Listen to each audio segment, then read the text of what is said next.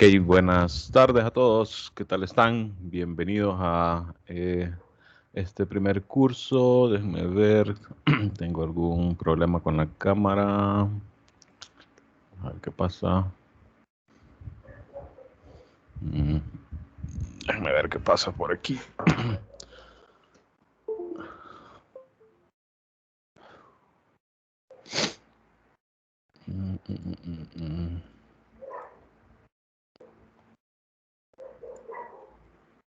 Ok, creo que ya sé qué es.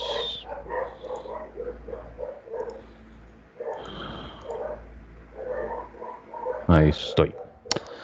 Bueno, bienvenidos de nuevo. Nos habíamos visto, ¿verdad? El viernes. No están todos todavía, pero bueno, si estuvieron en la reunión del viernes, pues ahí nos conocimos un poco. Pero bueno, para recordar, mi nombre es David Méndez y estudié licenciatura en matemáticas ahí en la UNA. Hice esta maestría de matemática educativa de la pedagógica y después hice también una maestría en matemática pura en el exterior. Y a ese tipo de cursos entonces es que yo me dedico más a los cursos relacionados con matemática pura. Así que no me van a ver tanto en la maestría, puesto que la mayoría de cursos son realmente sobre matemática aplicada, excepto estos cursos de álgebra lineal, análisis matemático. Y como también estoy como coordinador de investigación de la maestría, entonces también he brindado los cursos que están ahí relacionados con investigación. Eh, pues en este curso en particular de álgebra lineal, pues lo que vamos a hacer es, de cierta forma, repasar los conceptos que ustedes normalmente estudian en un curso de álgebra lineal en pregrado. Solo que, pues, dependiendo de cada caso, de hecho aquí estaba viendo ahorita la lista de ustedes y veo que pues hay un grupo bastante heterogéneo, ¿verdad? En el sentido de que hay de diferentes carreras, economía, ingenieros, algunos profesores de la pedagógica, me imagino.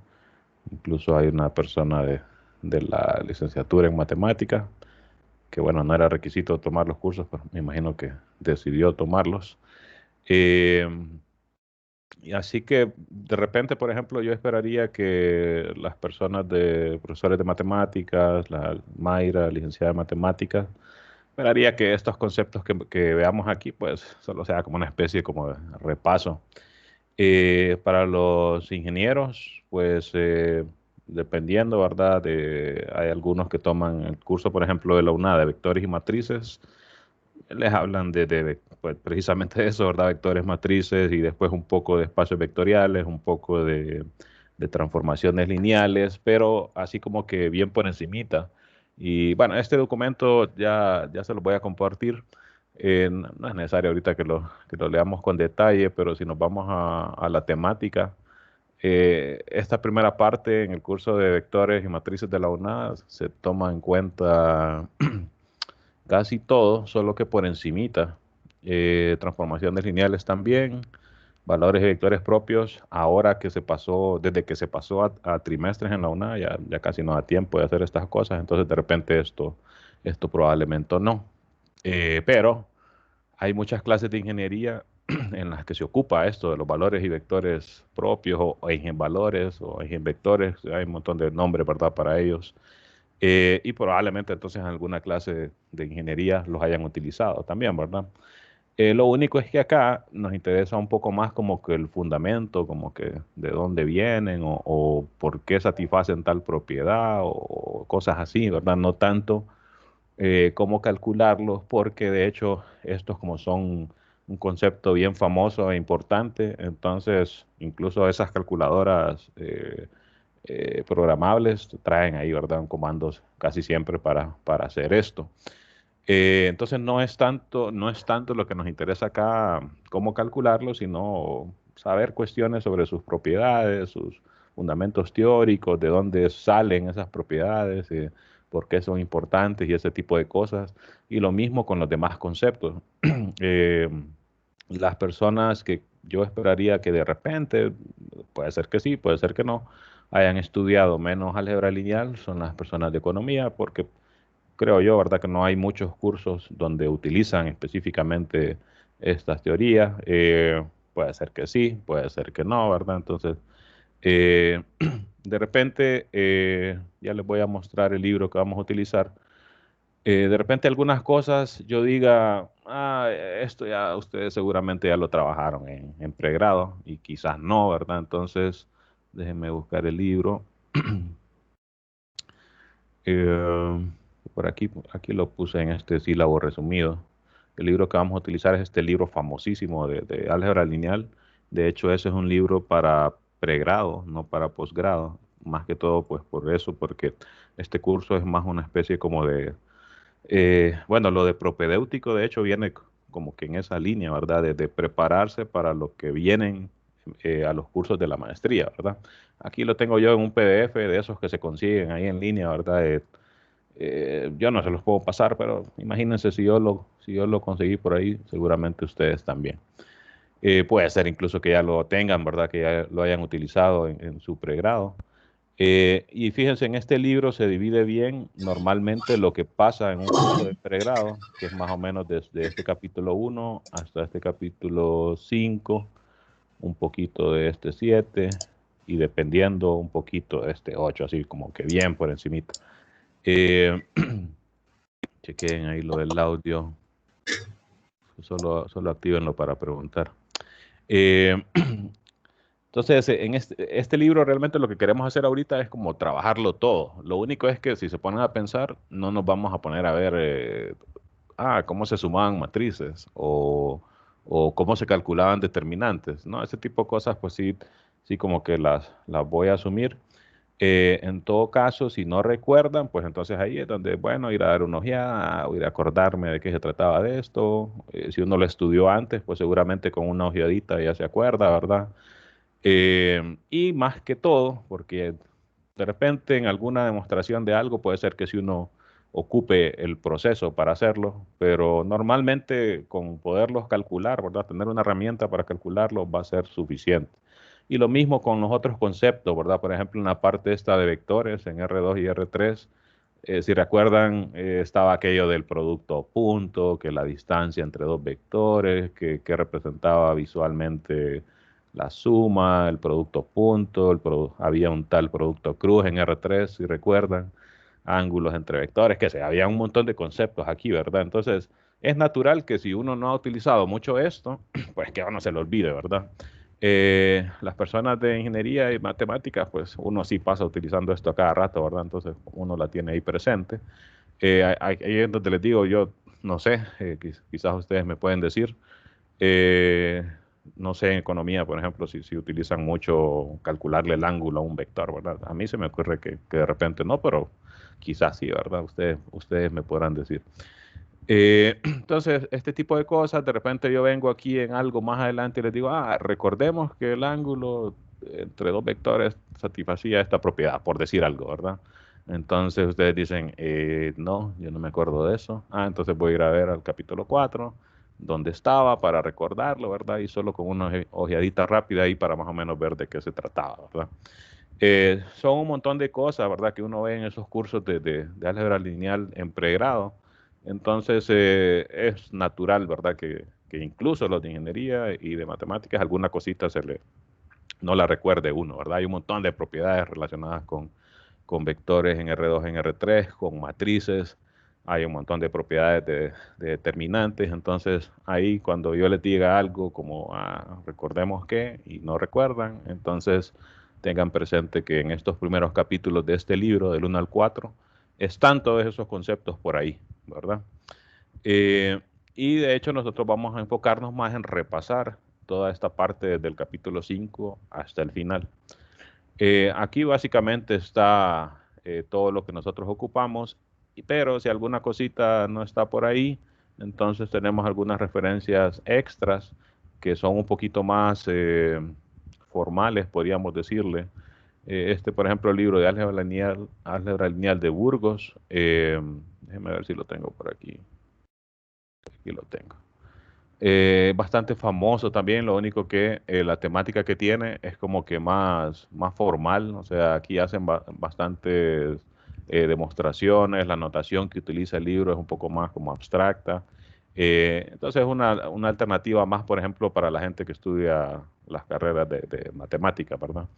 Eh, de hecho, seguramente, se me olvidó el nombre de la persona que venía en matemáticas, seguramente ya conoce bien este libro.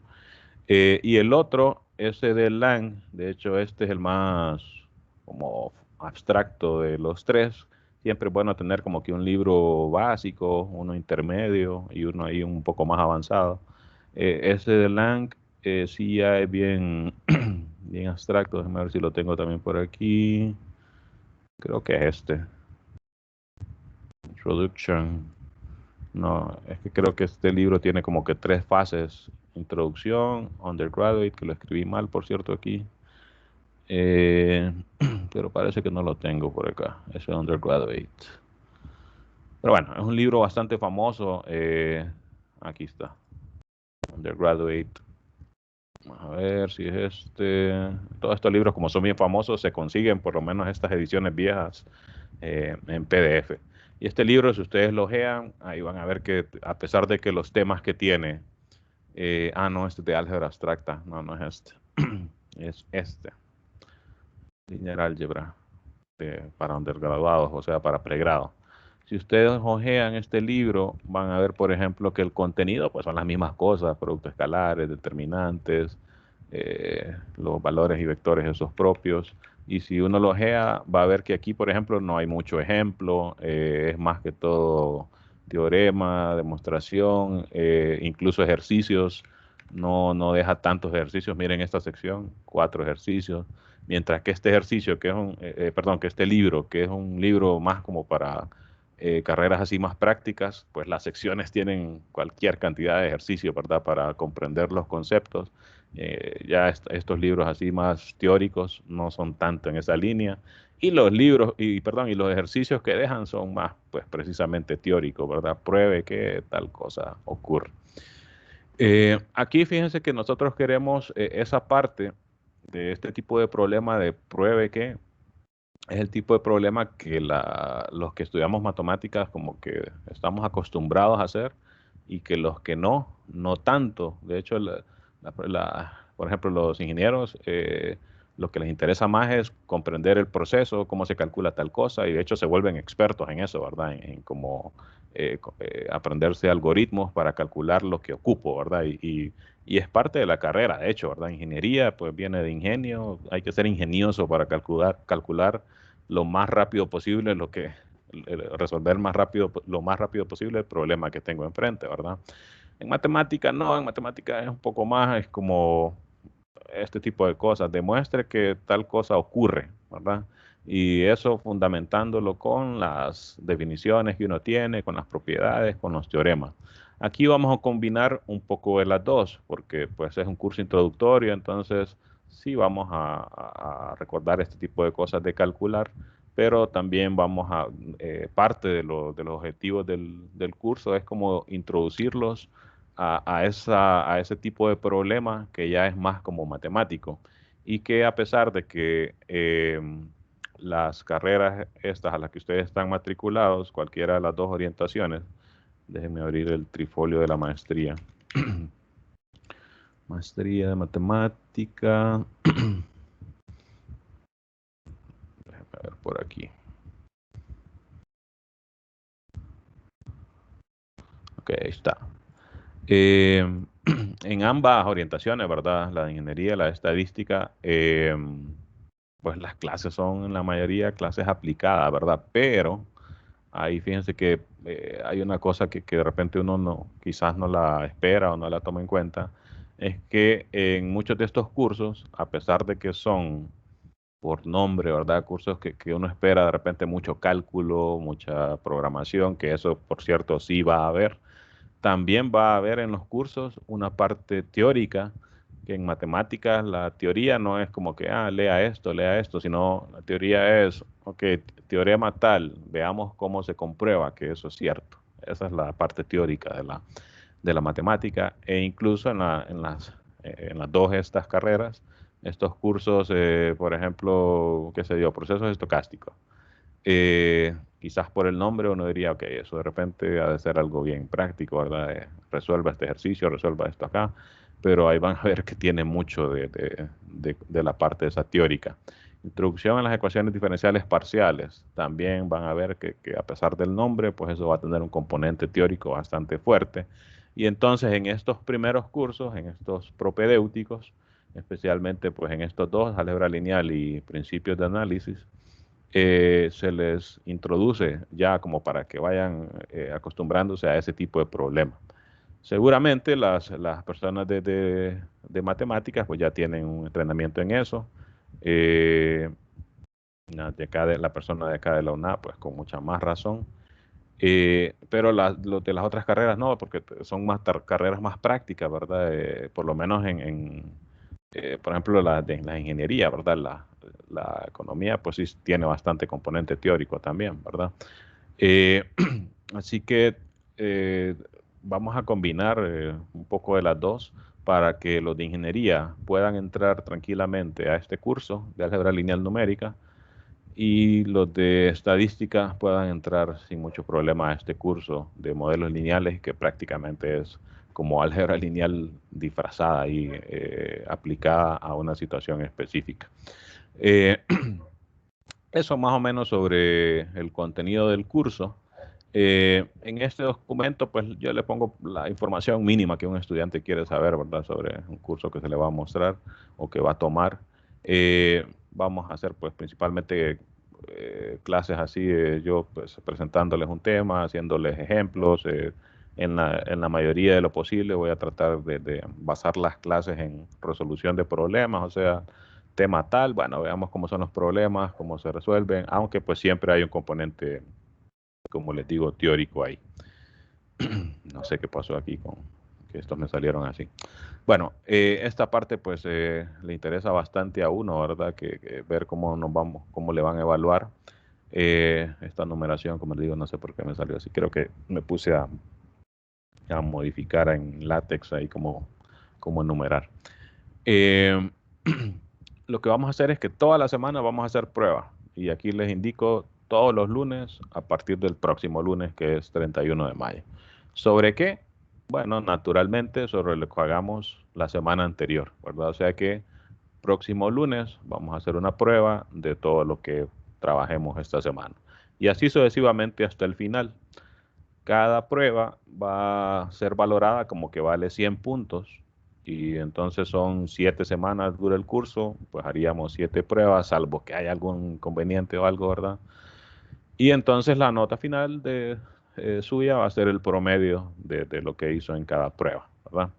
Van a ser pruebas cortas, de repente así como de 1 hora y de la típica prueba que uno trabaja así en línea, ¿verdad? Que eh, tiene un componente bien diferente a como cuando uno trabaja un examen presencial, ¿verdad? Que, bueno, uno va ahí con lo que tiene en la mente, lápiz, papel, calculadora y a rifarse ahí, ¿verdad? En estas evaluaciones en línea cambia mucho la cosa porque, bueno, ustedes tienen todos los recursos a la mano, ¿verdad? Cuando están haciendo las pruebas, incluso alguien les puede ayudar, todas esas cosas uno no las puede controlar, ¿verdad? Eh, entonces, yo pienso siempre que por lo menos en estos cursos de matemáticas se facilita mucho trabajarlos así en línea porque las evaluaciones no se prestan a como normalmente son, ¿verdad? De manera presencial. Eh, lo más parecido es que puede ser que en una prueba yo les diga, resuélvame este ejercicio, escríbalo en papel y lápiz, tómale una foto y me lo sube ahí a la plataforma, que por cierto ya vamos a hablar de eso, de la plataforma también. Yo les voy a asignar ejercicios como de tarea, porque siempre uno como que ocupa una guía, ¿verdad? Como de qué estudiar, pero no se los voy a pedir para entregar. Esa parte también yo considero que pues acá no vale la pena, no vale la pena eso. Lo más fácil ahí es ir a copiar una tarea, ¿verdad? Y presentarla para ganarse los puntos. Entonces, lo que voy a hacer es que yo les voy a decir, ok, para estudiar, háganse estos ejercicios, me parecen estos o estos, ¿verdad? Pero no es necesario que entreguen esas tareas. sí les recomiendo que las trabajen porque pues idealmente yo les voy a hacer preguntas en estas pruebas basadas en los temas que estamos trabajando y en los ejercicios que yo considere que son como importantes en cada tema, ¿verdad? Eh, Al final podrán hacer reposición de, este es opcional, ¿verdad? Ya sea de dos pruebas que no hayan podido hacer por cualquier razón, ¿verdad? Esa sí es una desventaja de estar trabajando así virtual, que bueno, se le fue el internet, se le fue la luz, eh, tanta cosa que puede pasar, ¿verdad? Entonces, si alguien por cualquier razón no pudo hacer cualquier prueba sin necesidad de justificarme, ¿verdad? Tienen para recuperar dos al final. Eh, y aunque no haya perdido ninguna prueba, también puede recuperar las dos más bajas, ¿verdad? Si alguien no hizo una prueba, pues ya automáticamente esa se cuenta como cero y entonces esa sería una de las más bajas, ¿verdad? Pero si alguien hizo todas las pruebas, digamos que en todas sacó 80, pero quiere subir su nota, intentar subir su nota, entonces puede hacer también esta reposición a lo más dos pruebas. O sea, pueden hacer una, pueden hacer a lo más dos, ¿verdad? Esto viene siendo como el equivalente a en la universidad, en las reglas de la UNA, hay un artículo ahí que los estudiantes tienen derecho a que se les reponga la nota de examen más baja. Pero ahí se está asumiendo que estamos en modo presencial, donde lo usual es, ¿verdad? Ahí en la UNA hacer tres exámenes y entonces de los tres reponer el más bajo, ¿verdad? Entonces, así como voy a trabajar, yo lo veo como que dos pruebas harían más o menos como un examen para no violar la ley, ¿verdad? Y respetarles ese derecho también. Eh, y entonces estos ejercicios van a ser así como que no hay que presentarlo, ¿verdad? Pero les recomiendo que lo trabajen, me pueden preguntar, ¿verdad? El medio de comunicación hacia mí, de ustedes, va a ser el correo desde el cual les escribí hoy. Ese correo yo lo tengo configurado en el celular, entonces prácticamente es como un messenger, ¿verdad? Eh, y este lo tengo dedicado solo, si ustedes ven ahí los títulos solo son consultas de estudiantes. O sea, este correo lo tengo exclusivamente para eso. Entonces, cualquier consulta que tengan, háganmela a este correo, ¿verdad? Al que les escribí hoy. Bueno, no aparece en ninguna parte por aquí. mendez.una@gmail.com, de donde les escribí hoy. Ahí lo voy a poner en la plataforma, que ya les voy a explicar cómo va a funcionar eso también. Eso entonces sobre la nota, ¿verdad? Vamos a hacer 7 pruebas, creo yo, ¿verdad? Como les digo, a menos que haya algún problema, de repente en alguna semana les diga, no, creo que vamos a hacer la prueba hasta la siguiente semana, y qué sé yo, puede ser. Mínimo creo que vamos a hacer 6, ¿verdad? Pero lo más seguro que hagamos 7, ¿verdad? Eh, Siempre sobre el contenido de la semana anterior. Entonces aquí para ir como al día, es recomendable ir estudiando a diario, ¿verdad? Aunque sea una media hora a diario, ¿verdad? Ya uno va como que en línea, digamos, con lo que se está haciendo en la clase, ¿verdad? Bueno, esto es la información principal entonces del curso. Les voy a hablar ahora sobre la cuestión de la plataforma. Normalmente, pues la UNA tiene un campus, pero en el caso de los posgrados es un poco complicado ahí cuadrar con la universidad que a uno le activen esas secciones en el campus de la UNA. Entonces, la maestría hemos decidido por eso, porque hay bastantes problemas, utilizar esta plataforma que es gratuita, Schoology, y que tiene casi todo lo que tienen esas otras plataformas, Moodle, Blackboard, que son como de las más famosas, ¿verdad? Eh, Acá la cuestión funciona, voy a crear como que un nuevo usuario, como que soy uno de ustedes para mostrarles qué es lo que tienen que hacer para ingresar ahí. Yo creo que si ingreso de aquí no me va a reconocer como que hice el login, pero no estoy seguro, si no voy a hacerlo de otro navegador. Ok, sí, parece que no. Entonces fíjense, hay que crear un usuario. Yo no sé si esto tiene opción para cambiarlo a español. Yo creo que hasta que uno ya es usuario, creo que puede cambiarlo a español. Entonces hay que crear un usuario, ¿verdad? sería aquí, ¿verdad? En su caso, pues sería crear un usuario como estudiante y lo único que ocupan para crear un usuario es un correo, ¿verdad? De cualquier tipo, no es necesario incluso que sea de algo en específico.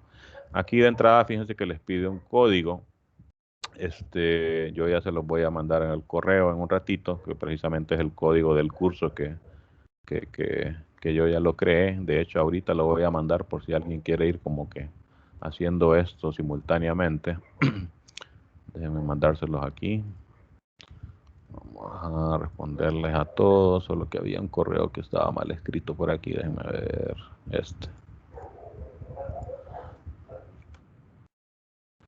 de Mario. Entonces ahí les voy a poner el código de Schoology.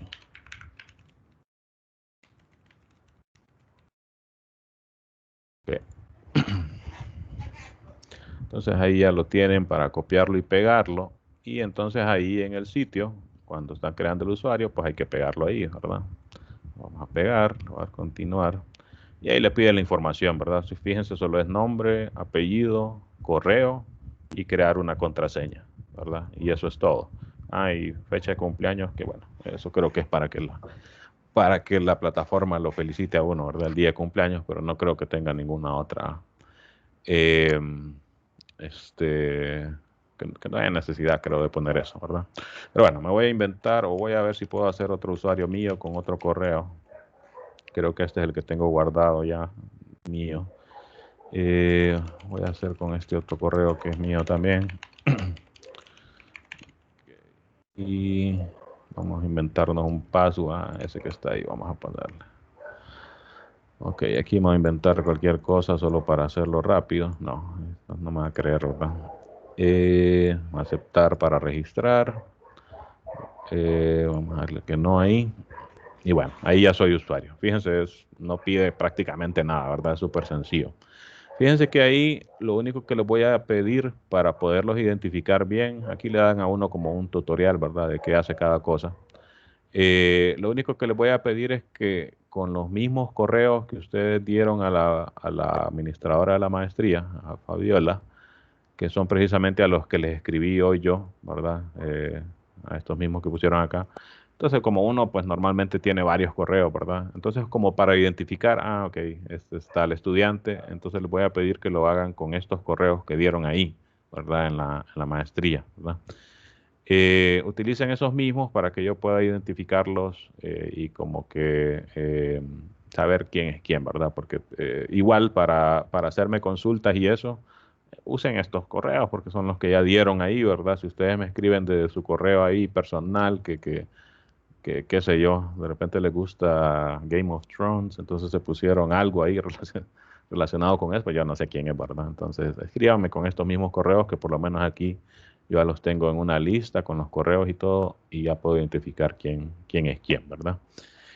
Entonces, una vez que uno hace eso, ya que ya creó el usuario, entonces creo que ya le tiene que aparecer el curso con el cual uno puso el código ahí, ¿verdad? Aquí ya me aparece a mí.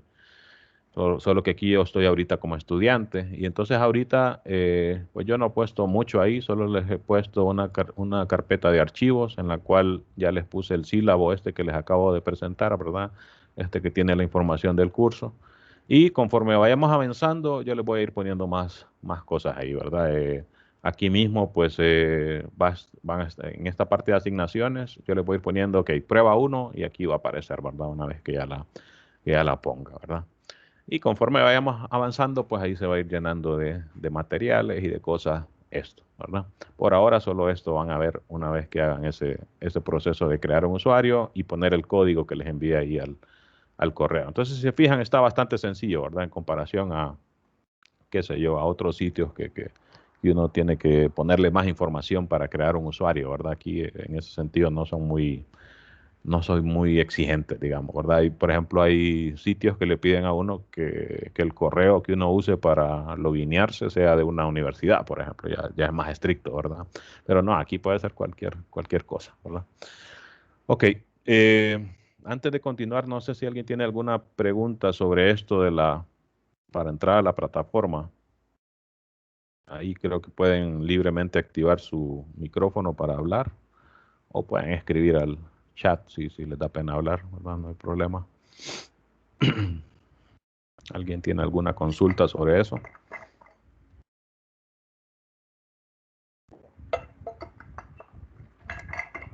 Bueno, parece que no. Está fácil realmente, ¿verdad? Eh, Déjenme ver si yo puedo eliminar este usuario porque pues solo lo Perdón, creé. Sí, dígame. ¿los libros que vamos a utilizar los va a subir a la plataforma?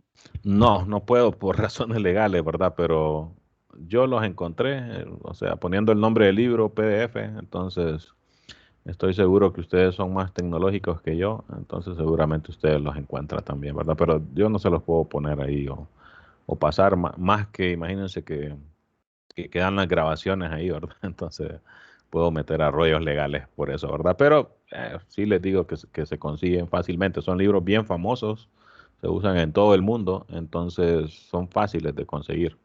Cuando no es cuando uno de repente le pide un libro bien rebuscado, entonces ahí sí cuesta encontrarlo, ¿verdad? Pero estos libros, por ejemplo, ese de Grossman, que ya está traducido al español, se utiliza en casi toda Latinoamérica, ¿verdad? En España también, entonces es fácil de conseguirlo, ¿verdad? Incluso aquí yo creo que decía el sitio de donde lo bajé, ¿verdad? Creo yo, supongo que eso es, ¿verdad? Eh, y estos también son bien famosos, entonces son fáciles de conseguir, ¿verdad?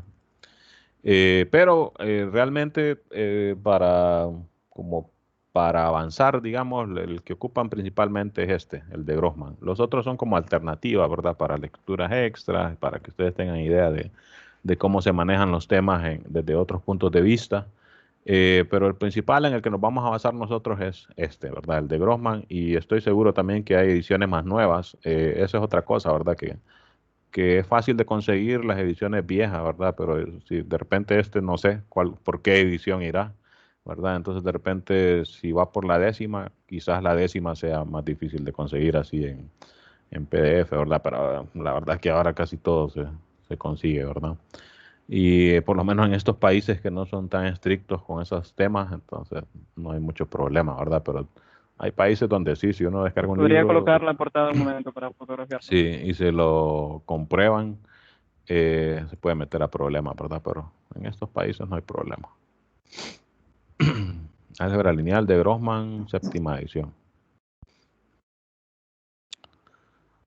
De hecho, fíjense que esta traducción incluso es bastante mala, porque este libro viene basado de un texto en inglés, ¿verdad? Y ahí van a ver, conforme vayamos avanzando, que tiene varios errorcitos por ahí. Yo le he detectado varios errores, que supongo que de repente ya en las nuevas ediciones ya los van corrigiendo, ¿verdad? Pero yo bueno, la verdad no estoy seguro. No sé si son solo errores de traducción, ¿verdad? Vamos a ver, normalmente dicen de dónde lo tradujeron, usualmente en México, Colombia, México es. Pues puede ser que allá los que hicieron la traducción pues se equivocaron ahí. Habría que compararlo con la versión en inglés. Cuando encontremos algún errorcito vamos a tratar de hacer eso. Ok, Hola, entonces, buenas noches. sí, dígame. ¿Podría enseñarnos también los otros dos, la Ah, portada de los otros dos libros creo que no la tienen, fíjate. Este, por ejemplo, no la para ver tiene, las pero ediciones? sí, este es tercera edición y son bien simplonas las portadas de estos solo. Y de hecho, todos los libros de este Springer son así, solo es portada amarilla y ya. Así que por la portada no se guíen mucho porque no sé si se fijaron, abrió otro hace poco. Ah, bueno, esta no tenía la portada. Déjenme ver si tengo otro de Springer por aquí. Mm, creo que este. Sí, fíjense, es otro bien parecido, es introducción, pero la portada es la misma prácticamente, ¿verdad? Si uno se va por la portada, pues cree que son iguales, ¿verdad? Pero no. Entonces es este Linear Algebra, tercera edición de esta versión de textos para pregrado, ¿verdad? Undergraduate. Esto acuérdense que les queda ahí, yo les voy a siempre compartir y va a ser parte del contenido que les voy a ir poniendo aquí en la plataforma. Siempre la grabación de la clase yo se la voy a poner aquí, ¿verdad? Así que por esas cosas No se preocupen mucho. Buenas noches. Sí, dígame.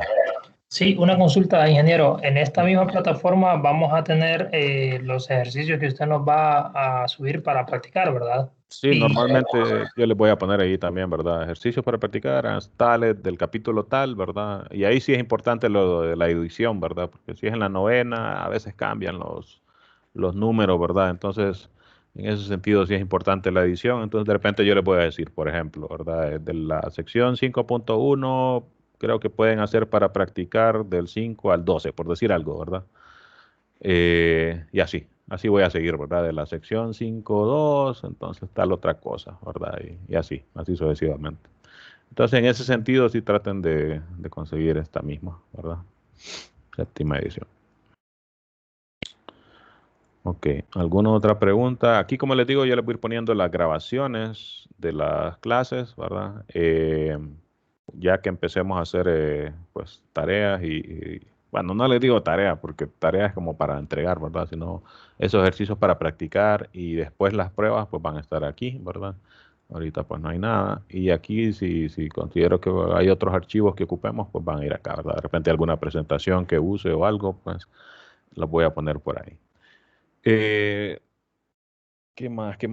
Ocupamos sobre esto de los aspectos generales del curso antes de seguir? Déjenme pensar qué más les quería decir. Pues yo creo que no, yo creo que ya, bueno, si alguien más no tiene alguna otra pregunta, podemos empezar a hablar de álgebra lineal como tal. Déjenme cerrar estos. Ok, bueno, comencemos recordando entonces que es un espacio vectorial y ya de entrada pues vamos al contenido. Voy a abrir una aplicación que es como una pizarrita por aquí. Cerrar esto. ¿Quién más iba a preguntar? Esto creo que es. Sí. Ok, si recuerdan espacio vectorial, bueno, para empezar, un espacio, normalmente se le llama espacio a un conjunto en el cual no solo me interesan los elementos del conjunto como tal, ¿verdad? O el conjunto en sí, sino que además me interesa saber otras propiedades, ¿verdad? Como poder interactuar entre los elementos con algún tipo de operación y ese tipo de cosas. Eh, Cuando uno habla solo de un conjunto, considera el conjunto A igual a tal, ¿verdad? Y solo me dicen el conjunto es tal, ¿verdad? Entonces, eso simplemente no tiene como que mucho chiste, ¿verdad? Es una colección de elementos que está formada por estos tres elementos y ya, no hay mucho que hacer ahí, eso es todo. En las nociones de espacio, entonces ya a uno le interesa, además de los elementos del conjunto, alguna estructura en el espacio. Hay diferentes tipos de espacios. Seguramente ustedes han escuchado de hablar, aparte de espacio vectorial, de espacio topológico, de espacio normado o de espacio de Hilbert, de espacio de Banach. Hay un montón de tipos de espacios y lo que los diferencia entre sí es como que la estructura que se le da al espacio. Em, en los espacios vectoriales, lo que interesa es poder operar los elementos mediante dos operaciones. Y de hecho, en los espacios vectoriales se le llama estructura algebraica. Es una estructura algebraica que es un poco compleja en el sentido de que realmente en un espacio vectorial interactúan dos conjuntos. Un conjunto que es el que llamamos conjunto de vectores y otro conjunto que le llamamos campo de escalares o cuerpo de escalares, se le dice también. Normalmente ese otro conjunto son los reales o los complejos, pero en general realmente pueden ser cualquier otro tipo de campo.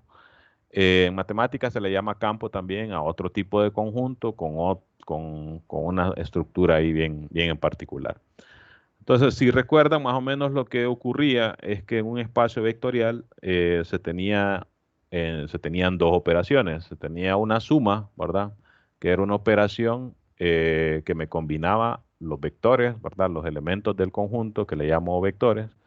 Y teníamos también una multiplicación, ¿verdad? Un producto que me involucraba vectores o me combinaba, podríamos decir, vectores con los que llamamos escalares, ¿verdad?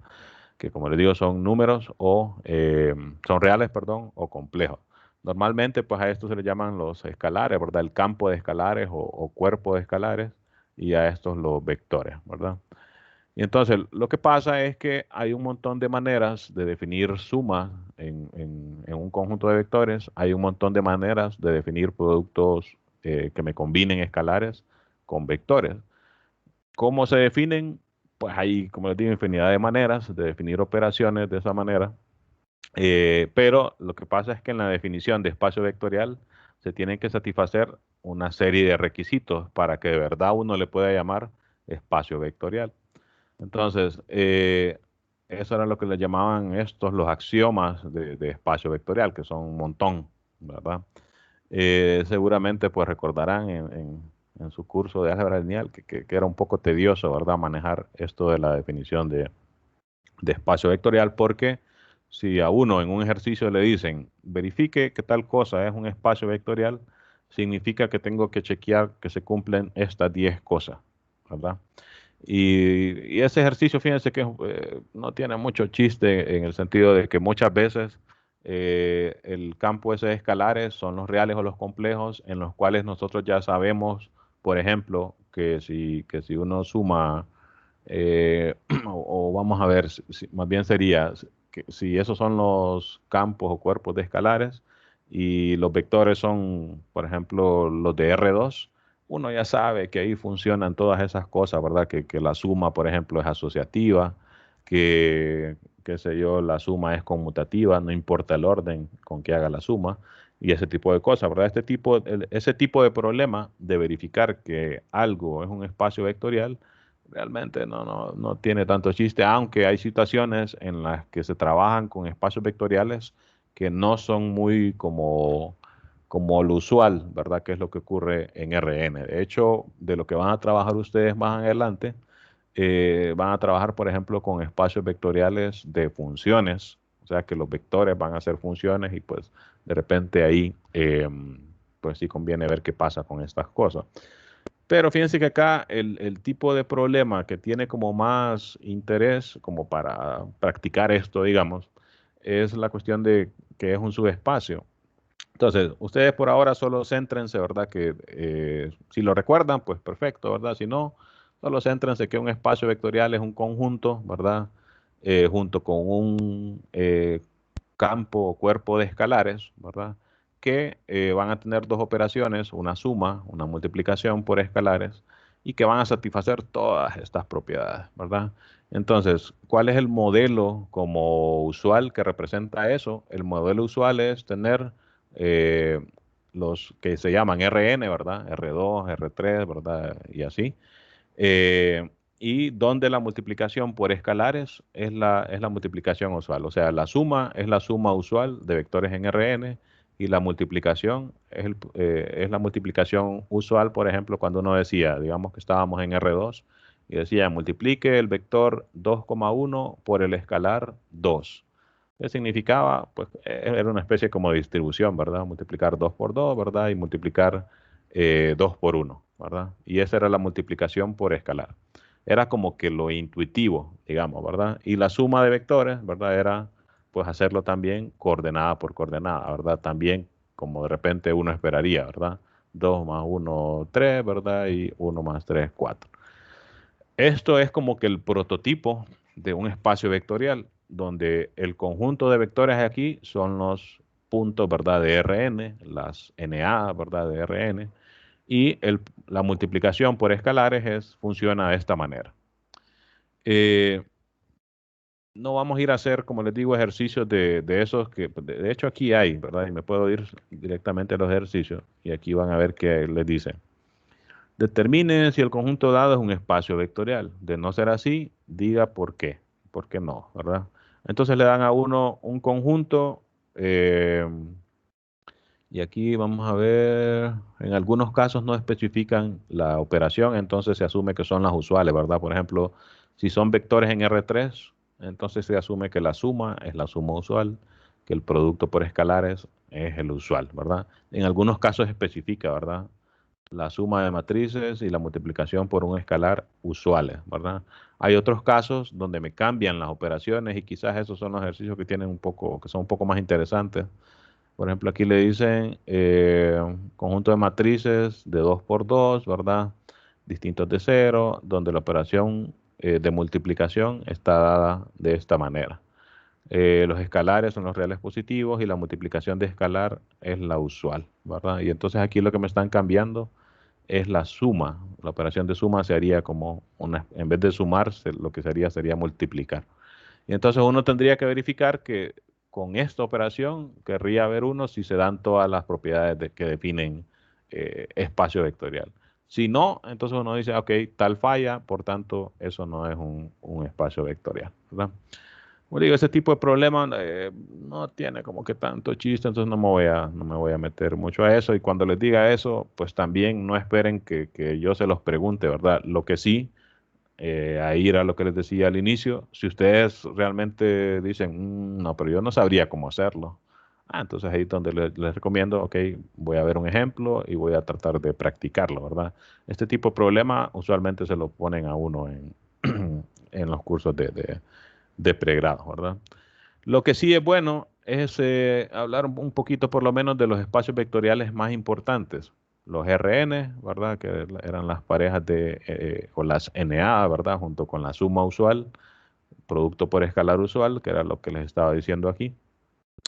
Eh, ¿Qué otro tenemos ahí? Tenemos P sub n, que son espacios de polinomios de grado menor o igual a n. Bueno, hablemos un poquito de eso. Le llama P sub n a los polinomios, ¿verdad? Vamos a ponerlo como en símbolos. A los P de X normalmente se denotan los polinomios, ¿verdad? Un polinomio en la variable X, tal que el grado del polinomio, lo voy a denotar así, grado de P de X es menor o igual que n, ¿verdad? ¿Qué significa, por ejemplo?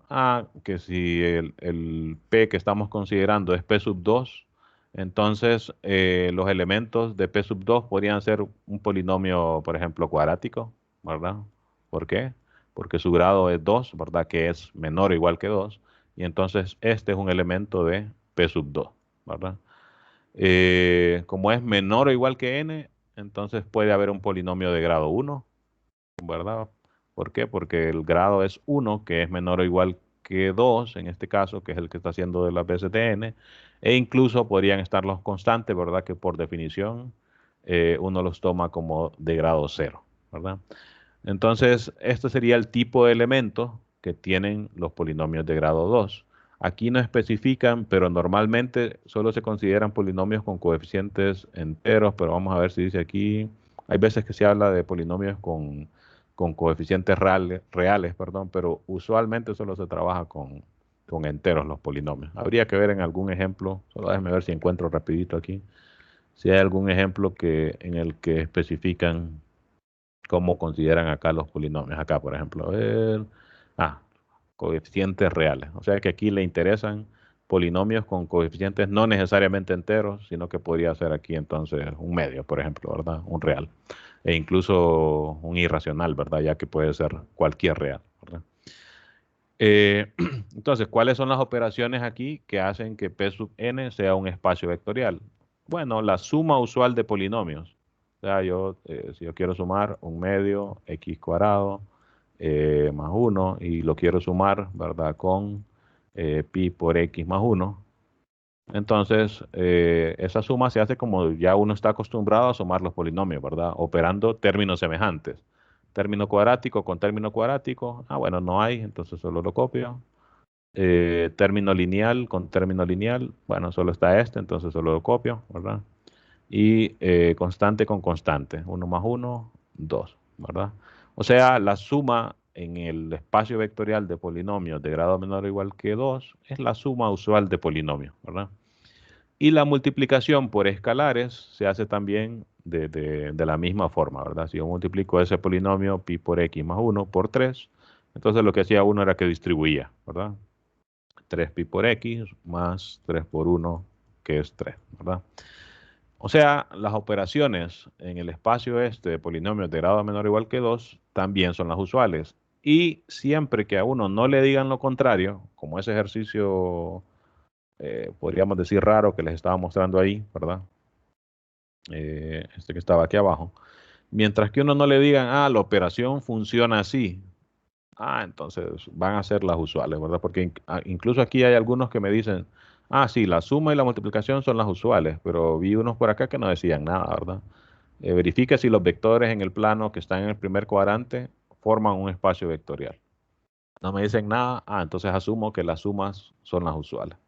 Si no me dicen otra cosa, entonces es que las operaciones son las usuales, ¿verdad? Entonces me sigo centrando en estos espacios vectoriales famosos. Noten que ahí como el n puede ser cualquier entero, entonces uno podría hablar del el espacio de polinomios de grado menor o igual que 3, de grado menor o igual que 5, y así sucesivamente, ¿verdad? O sea, aquí realmente se están considerando diferentes espacios, así como cuando uno habla de Rn, ¿verdad? Que puede ser R2, R3, cualquiera de los Rn, ¿verdad? De hecho, si observan, estos dos espacios funcionan de manera bastante similar, en el sentido de que aquí se trabaja sumando coeficiente con coeficiente. Aquí se trabaja sumando coordenada con coordenada, ¿verdad? Se multiplica como que distribuyendo, ¿verdad? El escalar por cada elemento del vector. Y aquí se multiplica distribuyendo el escalar por cada coeficiente del polinomio. O sea, son bien similares cómo funcionan estos dos espacios, ¿verdad? Otro que estaba ahí, que va a aparecer bastantes veces, es el espacio de funciones reales continuas en el intervalo AB. Fíjense que este libro, si ustedes leen el prefacio, asume que uno es un estudiante de pregrado, ¿verdad? Que ha llevado, normalmente el curso de álgebra lineal se lleva después o por lo menos a la par de cuando uno estudia cálculo, ¿verdad? Entonces aquí van a ver que va a ser normal que cuando el autor hace ejemplos y cosas, ¿verdad? Mencione algunos conceptos de cálculo. Por ejemplo, que hablen ahí de derivadas, de integrales, de continuidad, como en este caso, ¿verdad?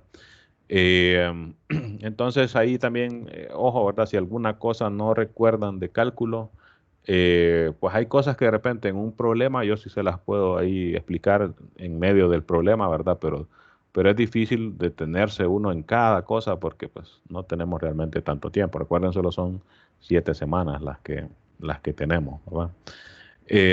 Así que muchas cosas de repente les va a tocar a ustedes repasar, ¿verdad? Si no recuerdan, pues hay que derivar ahí, ya no me acuerdo cómo se derivaba, qué sé yo, los logaritmos o algo así, ¿verdad? Entonces hay que ir a repasar, ¿verdad?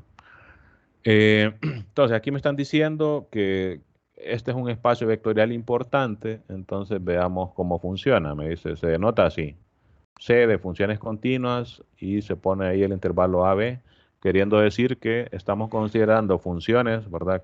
Cuyo dominio, llamémosle f, cuyo dominio es el intervalo de A a B y cuyo codominio son los reales, ¿verdad? Y tal es que la función es continua, ¿verdad? F es continua, voy a poner así abreviado. Por ejemplo, entonces, ¿qué tipo de... Vamos a ver ustedes, a ver qué tan avispados andan. Denme 3 ejemplos de funciones que cumplan estos requisitos.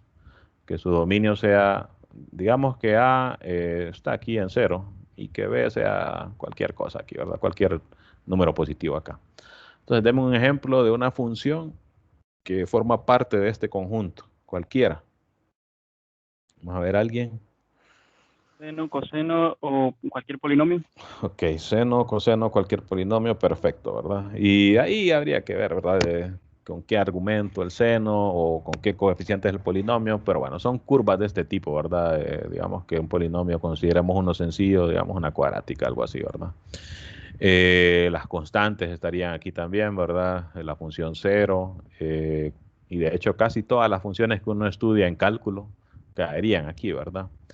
El hecho de que esté restringida en un intervalo, pues no hay problema, ¿verdad? De hecho, muchas de las funciones que uno estudia en cálculo son continuas en todo R, ¿verdad? O por lo menos en todo su dominio. Entonces, en todo caso, si uno la quiere restringir a un intervalo así, solo tiene que tener cuidado que esté definida en ese intervalo, ¿verdad? Recuerden que hay funciones como las raíces cuadradas, que su dominio no necesariamente son todos los reales, ¿verdad? Entonces puede ser que según como esté definida, se salga del intervalo donde estemos trabajando.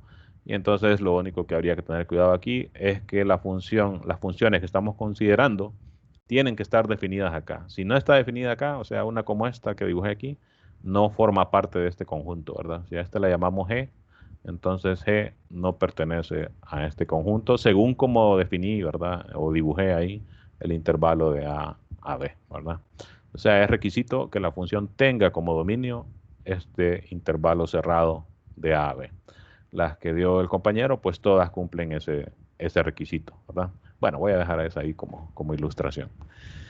Entonces, si esto estamos diciendo que es un espacio vectorial, nuevamente quiere decir que tiene una suma, que tiene una multiplicación por escalares, que satisface todas estas propiedades, ¿verdad? ¿Cuáles van a ser? Pues, nuevamente, las usuales. ¿Qué quiere decir? ¿Cómo sumaba yo dos funciones? Bueno, lo hacía uno, le llamaba, una forma de decirle es coordenada por coordenada. O sea, si yo tenía dos funciones, f y g. Digamos que este es f, bueno, aquí ya le había puesto a esta g. Vamos a cambiarle el nombre para seguir con ese ejemplo ahí. Pongámosle h a esta para facilitar el ejemplo. O bueno, lo hubiera cambiado aquí más bien, ¿verdad? Pero ya estuvo. Entonces tengo dos funciones, ¿verdad? Que están en el conjunto, ¿verdad? Y entonces esto harían las veces de mis vectores, ¿verdad? Entonces tengo que tener una suma o una operación de suma que me permita, pues precisamente sumar a los vectores. Y entonces uno la hace como normalmente la hacía en cálculo, ¿verdad? O en cursos de álgebra, precálculo.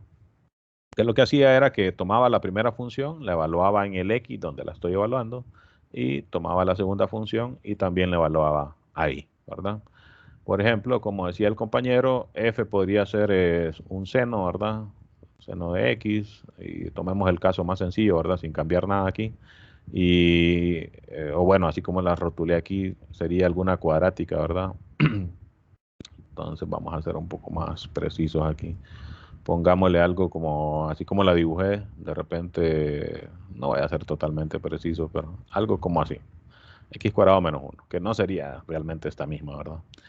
Y digamos que G es o H, que es la que estoy utilizando, que H es algún seno de algo, ¿verdad? Está usando G. Sí, aquí arriba es cierto. Pero bueno, aquí dibujé H, tenés razón. Entonces aquí tenía que ponerle H más bien, ¿verdad? Dibujé, perdón. Gracias. Que hay veces que uno, si se pone a ser muy quisquilloso, pues, o es o no es, ¿verdad? Ok, entonces G, digamos que es algún seno, si quieren, solo para, pongámosle algo ahí, ¿verdad? Algún corrimiento. Por ejemplo, esto, ¿verdad? Estas dos funciones, pues, son parte del conjunto, ¿verdad? De hecho, tienen dominio todos los reales, y si yo la quiero restringir a que solo esté definido en un intervalo, no hay problema. Y entonces, ¿qué sería f más g? Pues aquí noten que ni siquiera tienen términos semejantes. Entonces sería simplemente agarrar esto más y sumarle esta otra expresión, ¿verdad?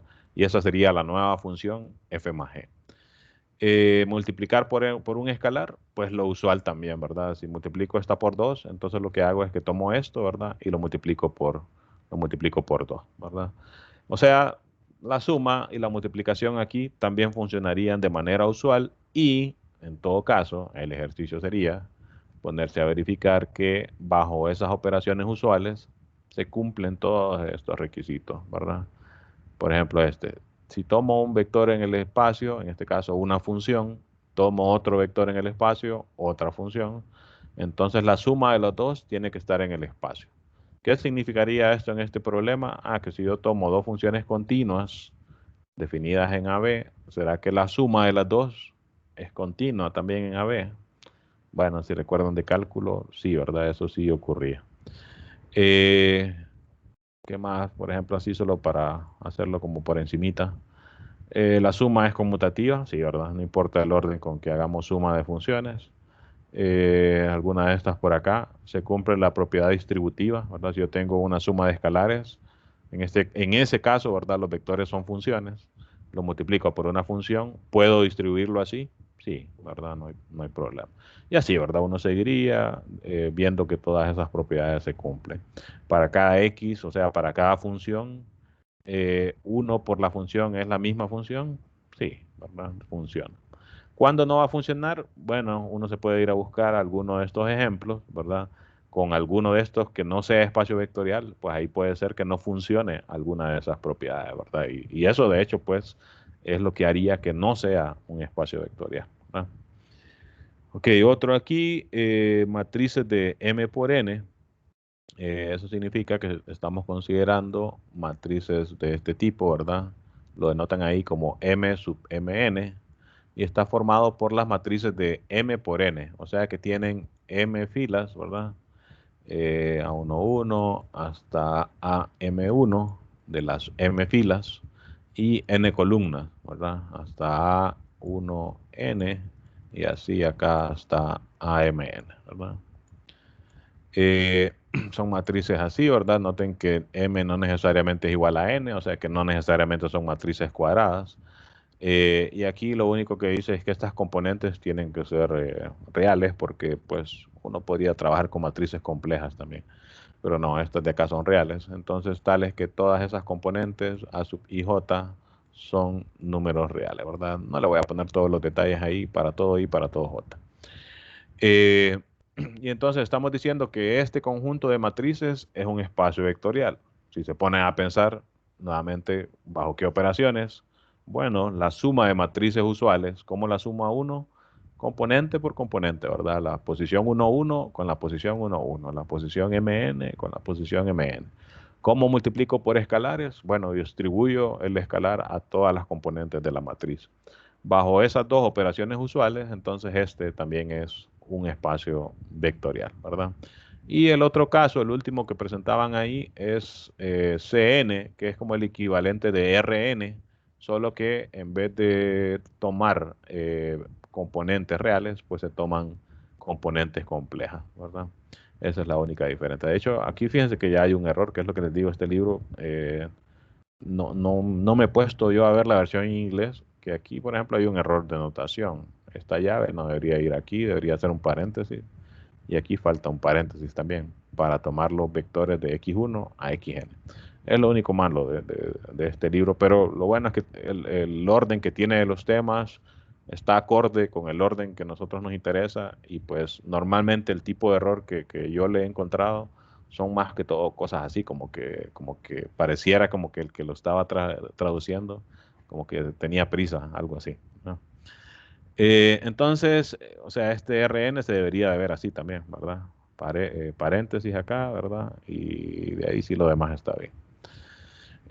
La única diferencia entonces en CN es que las coordenadas pueden ser números complejos, ¿verdad? Entonces, en CN los vectores serían, por ejemplo, digamos que estamos en C2, entonces los vectores podrían ser así, ¿verdad? I más 1 con I sería un vector que está en el espacio C2, ¿verdad? Tiene dos coordenadas, lo único es que las coordenadas pueda que sean complejas, ¿verdad? No necesariamente, recuerden que los números reales se consideran también complejos, ¿verdad? Entonces, los que tienen solo coordenadas reales también serían parte de C2. En ese sentido, como que podríamos decir que Rn en general, ¿verdad? Es un subconjunto de Cn, ¿verdad? Porque todos los que tienen solo componentes reales también están aquí. Viceversa, no, ¿verdad? Eh, la suma de complejos, recuerden que se hacía parte real con parte real, parte compleja con parte compleja, ¿verdad? O sea, si sumo i más 1, i con, qué sé yo, cualquier otro vector, ¿verdad? I con 2, entonces sumaba 1 más nada, pues 1, ¿verdad? 1 más, i más i, 2i, bueno, ahí me adelanté, más 2i, y más 2, pues no son semejantes, entonces solo lo copiamos, ¿verdad? O sea, la suma se hacía parte real, parte compleja con parte compleja. Producto por escalar, pues así como funcionaba, ¿verdad? La multiplicación de escalares complejos por, por números, o sea, la multiplicación de números complejos, ¿verdad? Y aquí decía uno, i por i, menos 1, ¿verdad? y por 1, pues I, ¿verdad? Y por I menos 1 otra vez, ¿verdad? Y pues esa sería la multiplicación de un vector de C2 por un escalar que podría ser complejo. Aquí también podría ser real, ¿verdad? Salvo que no me lo digan, pues fíjense que normalmente nuestro campo de escalares van a ser los reales. Usualmente cuando uno está trabajando con complejos, ¿verdad? Dentro del espacio vectorial, entonces como que es conveniente también considerar que los escalares vayan a ser complejos también, ¿verdad? Pero en la mayoría de casos que por lo menos que vamos a trabajar acá van a ser con reales, ¿verdad? Y entonces los escalares normalmente los vamos a considerar como reales, salvo que si estamos haciendo un ejercicio, pues que el ejercicio me diga lo contrario, ¿verdad? Fíjense que esta clase, como es de 2 horas, yo creo que normalmente vamos a tomarnos por lo menos pequeños recesos. Algunas veces de repente por cómo estemos con el tema, de repente estamos en medio de una demostración o de un problema largo. Entonces quizás no convenga cortar así a la mitad, ¿verdad? Y entonces de repente le damos corrido y tal vez nos vamos un poco antes, qué sé yo. Pero normalmente vamos a tomar receso y ahorita pues yo tengo un poquito de hambre, no me va a dar para cenar, pero por lo menos para picar algo. Entonces tomémonos un recesito, aunque sea corto. Son las 7:07, entonces si quieren tomémonos esos 13 minutos para llegar a las 7:20 y volvemos ahí a las 7:20 a hablar un poquito más de esto de los espacios vectoriales. Entonces aprovechen ahí, estírense, tómense un café por lo menos o algo para venir ahí con energía. Si uno ha trabajado todo el día, pues ahorita está, como decimos los catrachos, está reventado uno, ¿verdad? Así que hagan algo ahí y más así en modo virtual, pues más rápido, o sea, le da pereza a uno. Volvemos entonces a las 7:20, ¿verdad? Nos vemos en un ratito.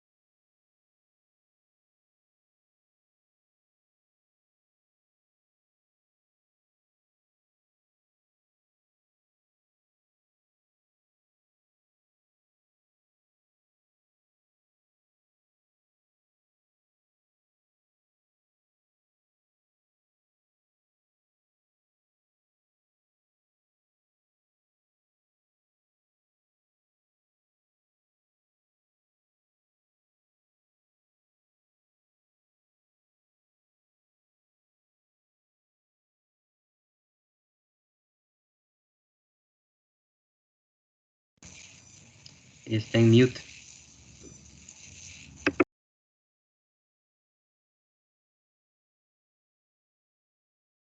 Tenés razón, solo la cámara había activado, ¿verdad?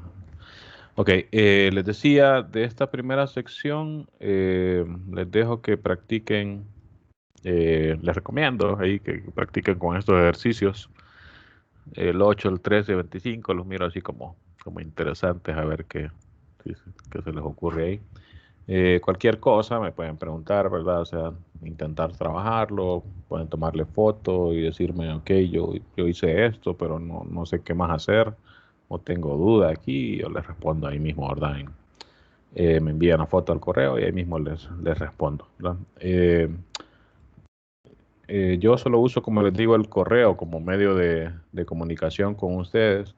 Pero bueno, ustedes perfectamente, yo sé que ahora es bien como popular la cuestión de armar un grupo de la clase y eso, ¿verdad? Entonces, pero eso yo se los dejo a ustedes, ¿verdad? Ya que están aquí, de repente ahí se pueden organizar para armar un grupo de WhatsApp o Telegram o no sé, ¿verdad?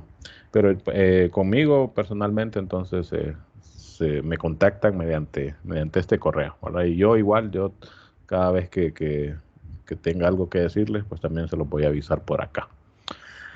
Ok, hablábamos entonces de esto de los espacios vectoriales.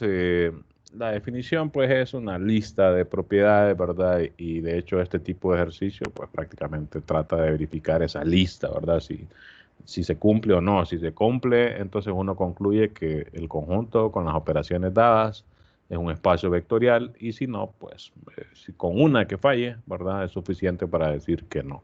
De hecho, cuando uno sospecha que algo va a fallar, entonces uno se va a ese punto para decir, no es espacio vectorial porque tal cosa falla, ¿verdad? Y como puede ser cualquiera, como les digo, si uno, para algún caso, uno sospecha, no, yo creo que este inciso 8 va a fallar. Entonces me voy directamente aquí y digo, no es un espacio vectorial porque esto falla. Y no importa que todas las demás funcionen, ¿verdad? Para hacer un espacio vectorial se tienen que satisfacer los siguientes axiomas, ¿verdad? Y de repente se podría hacer énfasis aquí en que son todos los siguientes axiomas, ¿verdad? Con uno que falle ya no es espacio vectorial, ¿verdad? Les mencionaba que aquí de repente el concepto que quizás interesa un poquito más, como de repente sí para practicarlo, es el concepto de subespacio, que por cierto si alguien maneja MATLAB y que creo que en el curso de herramientas computacionales lo van a empezar a trabajar, aquí hay algoritmos como para practicar este tipo de cosas ahí en MATLAB, ¿verdad? Entonces pueden poner a ver si ahí, a ver qué es lo que hay. Y creo que en casi todos los temas hay una parte de algoritmos así en MATLAB, como para ir agarrando práctica ahí también, ¿no? Eh, Déjenme ir a la siguiente sección, que es esto de subespacios vectoriales. ¿Qué es un subespacio vectorial? Viene siendo como lo equivalente a la definición de un conjunto, ¿verdad? Recuerden que uno podría hacer como un diagrama, ¿verdad? Donde tenía un conjunto, llamémosle B, y entonces un subconjunto de B era un conjunto pues, que estaba contenido en B, ¿verdad? Y uno lo escribía así, ¿verdad? W es un subconjunto de B, ¿verdad? En la situación de los espacios vectoriales es prácticamente la misma situación, pero hay que añadirle el componente extra de que para que W sea subespacio de B, se tiene que cumplir que además W también sea un espacio vectorial. O sea, no solo se tiene que cumplir que sea un subconjunto, sino pues solo le llamaríamos subconjunto. Tiene que ser además un espacio vectorial con respecto a las mismas operaciones que tiene B. Y eso ahí es importante porque, como les decía ahí, ¿verdad? Viendo en los ejemplos, había algunas situaciones donde la operación que se daba era una cuestión ahí diferente al usual, ¿verdad? Entonces puede ser que, digamos, este sea Rn con la suma multiplicación usual, pero que este sea un subconjunto de Rn, digamos que este es R2, por ejemplo, y que este sea el primer cuadrante de R2. Pero que las operaciones no sean las mismas de acá, sino que sean otras ahí de esas que le piden a uno verificar si es espacio vectorial o no.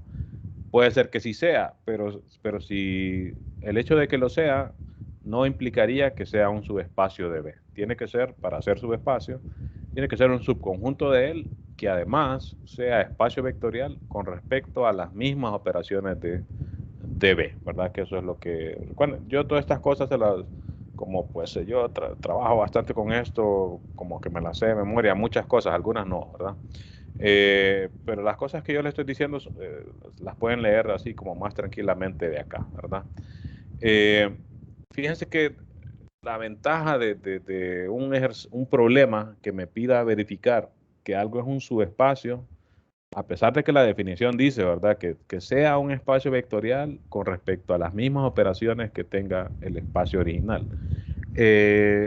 Para verificar que algo es un subespacio, no es requisito que se cumpla, que verifiquemos todas esas 10 propiedades que estaban en el caso anterior. Solo ocupo verificar 2 y con eso es suficiente para verificar que un subconjunto es un subespacio de otro. Entonces esto sí lo vamos a practicar. Vamos a hacer ya un par de los ejercicios que están planteados aquí en el libro. E incluso aquí podríamos pensar en la demostración de que esto es cierto.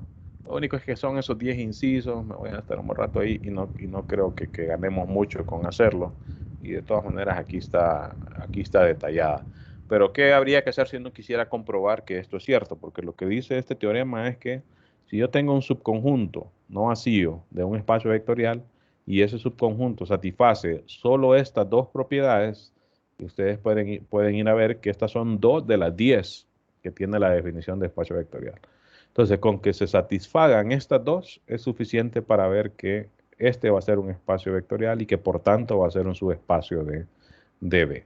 Fíjense que hay muchas cosas aquí que se van como que bien directamente porque la definición de espacio vectorial, por ejemplo, algunas de las propiedades dicen la suma tiene que ser conmutativa. O sea, escrito es que si yo tengo 2 vectores, U más B tiene que ser igual a B más U. Y en la misma propiedad dice, pero eso se tiene que cumplir para todos los vectores que están en el espacio vectorial, ¿no? Entonces, si esto es para todos, significa que si yo agarro un par de vectores que están dentro del subespacio, entonces para estos también se va a cumplir. Entonces hay muchas de esas propiedades que se van como que bien directamente y realmente que solo para demostrar eso, solo hay que chequear como 2 ahí que tienen como que sus detalles. Las demás pues son cosas que se van así bien directas porque dentro de las mismas propiedades dice, esa propiedad se cumple para todos los vectores que están en B. Si se cumple para todos los que están en B, pues en particular también para los que están en el subconjunto, ¿verdad? Entonces, esas cosas no es necesario chequearlas.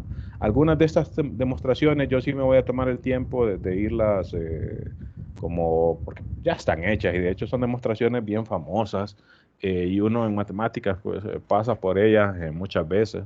Entonces, más que todo es como entender las demostraciones. Entonces, las que yo considero que sí tengan detalles que son como no claros o que hayan cosas así como rebuscadas, yo sí me voy a tomar el tiempo de hacerlas, ¿verdad? Y de explicarlas.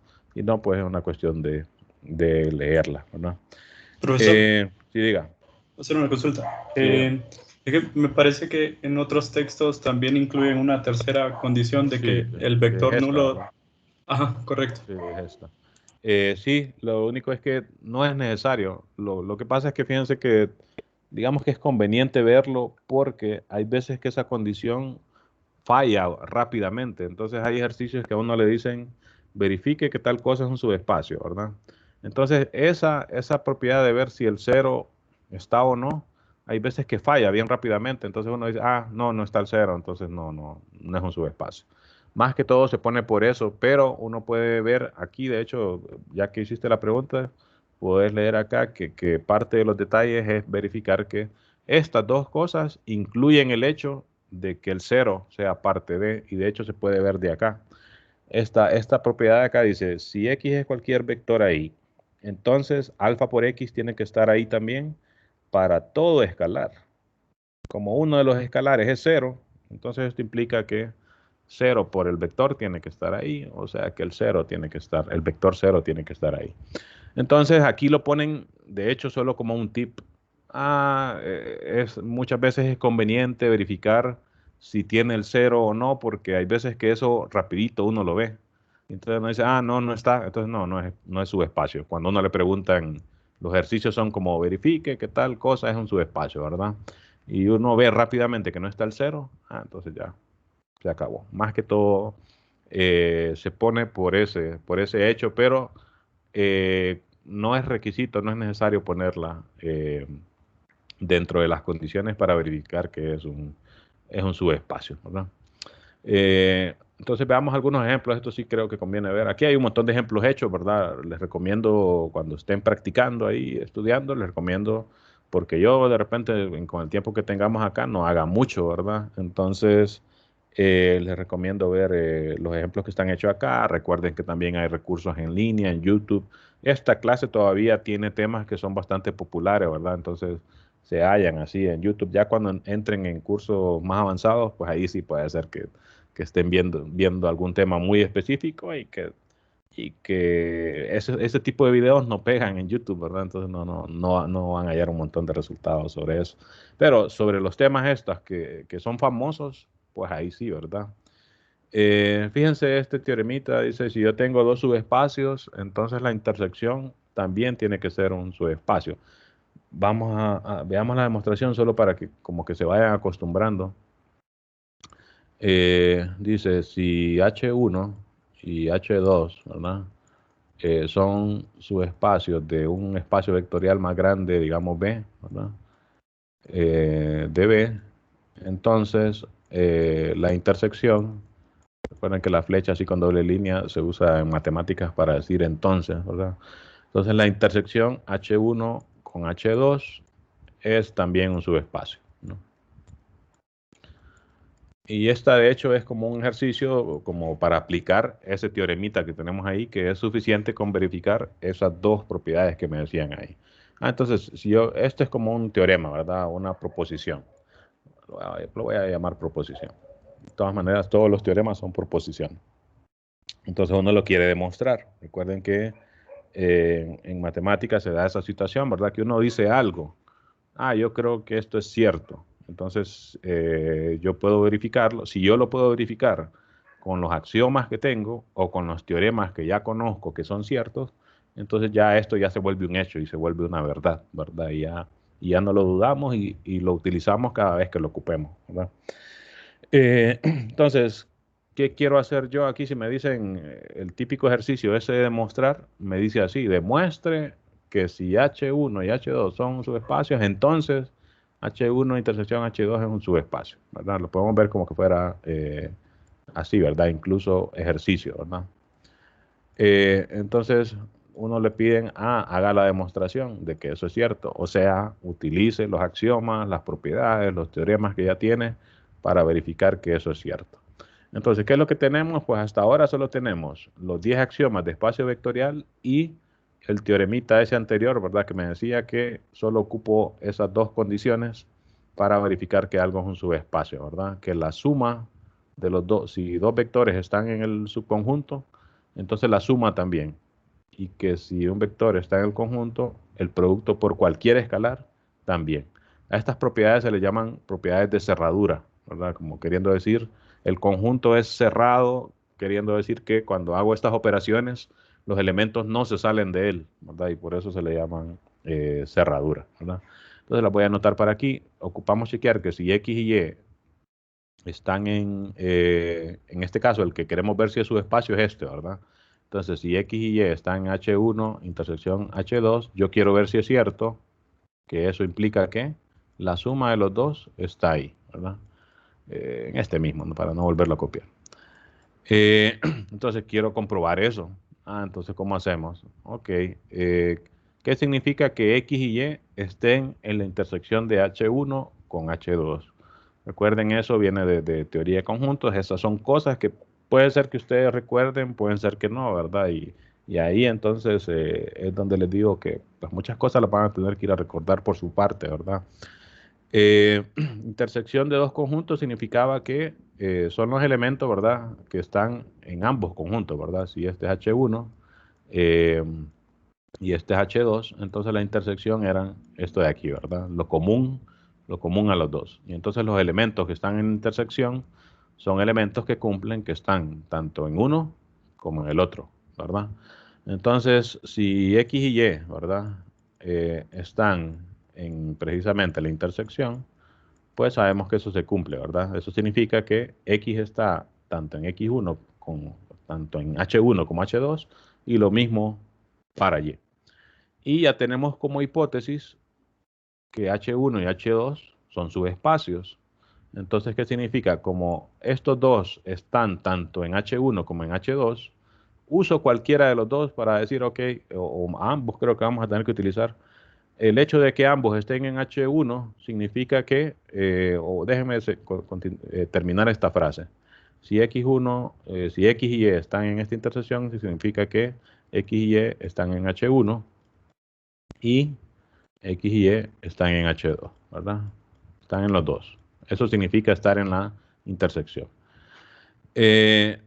Como X y Y están en H1 y H1 es un subespacio, entonces la suma de los dos, uno de los axiomas, ¿verdad?, de espacio vectorial, es que la suma de los dos va a estar ahí mismo, ¿verdad?, cuando es un subespacio o cuando es simplemente un espacio vectorial, ¿verdad? Entonces, déjenme tratar de ponerlo aquí para no escribir mucho. Ojo que esto de aprender a describir demostraciones es casi como que toda una ciencia, ¿verdad? Y de hecho uno en la carrera de matemáticas está bastante tiempo queriendo aprender a hacer esto. Y aquí de hecho estoy siendo bien informal, ¿verdad? Pero más que todo porque les estoy platicando lo que quiero decir. Cuando uno lo quiere escribir, entonces uno lo que trata es de imitar cómo redactan los libros, ¿verdad? Fíjense que aquí hacen una redacción de todo un párrafo como que estuvieran contando algo, ¿verdad? Y pues básicamente lo que hacen es escribir, en este caso, como que todo lo que les estoy diciendo yo en palabras, ¿verdad? Entonces, como X y Y están en H1, eso implica que X más Y está en H1. Como X y Y están en H2, entonces eso significa que X más Y está en H2. O sea que X más Y está tanto en H1 como en H2, o sea que está en los dos, ¿verdad? Significa que estas dos implican que X más Y está en la intersección. Y esa es una de las dos cosas que quiero, ¿verdad? Verificar que si dos vectores están en el conjunto, entonces la suma también esté en el conjunto. O sea que esto ya lo verificamos que es cierto, ¿verdad? ¿Qué más ocupo? Verificar que, según lo que decía la propiedad o el teoremita aquí, ¿verdad? Me fui muy atrás, este de acá. Ya verificamos este. Si X está en el conjunto y Y está en el conjunto, entonces la suma también. En nuestro caso particular, el conjunto es esa intersección. Ahora tomo un elemento en la intersección y veo que si agarro cualquier escalar, entonces multiplicar el escalar por el vector va a seguir estando, en este caso, en la intersección, ¿verdad? Entonces, tomamos un escalar cualquiera. Voy a seguir con el mismo código de color, digamos. Si alfa es un... Bueno, aquí no me dice cuáles los escalares que estamos utilizando, entonces solo digamos si alfa es escalar. Podría ser real, complejo, ¿verdad? Incluso, como les digo, alguna otra cosa. Entonces, como X está en H1, ya lo habíamos dicho aquí arriba, entonces alfa por X está en H1.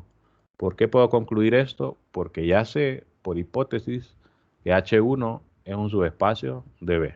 Entonces, cualquier escalar por X va a estar en H1. Y lo mismo podemos decir de H2, ¿verdad? Cualquier escalar por X, como ya habíamos dicho aquí, que X también está en H2, entonces cualquier escalar por X está en H2. Esto es lo que significa estar en la intersección, ¿verdad? Alfa por X está en H1, alfa por X está en H2. Eso implica entonces que alfa por X está en la intersección, ¿verdad? Y entonces se cumplen las dos cosas, ¿verdad? Que la suma está dentro del conjunto, la multiplicación por cualquier escalar está dentro del conjunto. Esos son los dos incisos que me pide verificar el teorema este de subespacios. Entonces podemos concluir, ¿verdad? Que aquí dice, la conclusión es esta, ¿verdad? Este es un subespacio si se cumplen estas dos. Verificamos que estas dos, ok, es un subespacio, ¿verdad? Y entonces ahí terminamos la demostración. Y uno puede escribir ahí, ¿verdad? Por tanto, H1 intersección H2 es subespacio. Pero bueno, ya no me cabe aquí, ¿verdad?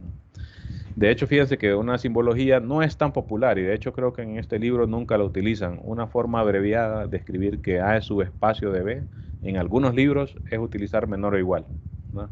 Y esto para decir A es subespacio de B. Lo único es que este se utiliza también en otras áreas. Por ejemplo, en álgebra abstracta se utiliza también para decir A es subgrupo de B o A es subanillo de B. En este caso la estructura que interesa es espacio vectorial, entonces esto lo leeríamos como A es subespacio de B. Y lo pueden utilizar, ya que se los estoy mencionando acá, pues si ustedes me escriben eso yo ya lo entenderé, ¿verdad? A es subespacio de B. Es una manera corta de escribir eso, ¿verdad? Entonces aquí podría escribir, este es un subespacio, utilizando esa notación, del espacio grande que teníamos que era B, ¿verdad? Esa sería la forma abreviada de decir H1 intersección H2 es subespacio de B. Observen esto.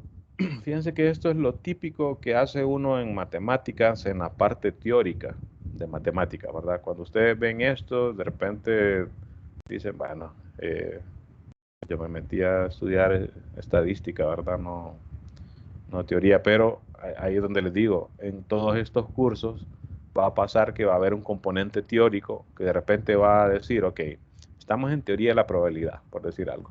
Ah, ok, vamos a demostrar que la normal, la distribución normal, realmente satisface los requisitos para hacer una distribución. Y hay una serie de axiomas. Ah, tal cosa es una distribución, si es tal. Entonces, para demostrar, bueno, hay que verificar que se cumple lo que dicen los axiomas, ¿verdad? Entonces, esto, aunque no parezca, lo van a hacer, ¿verdad? En esos cursos.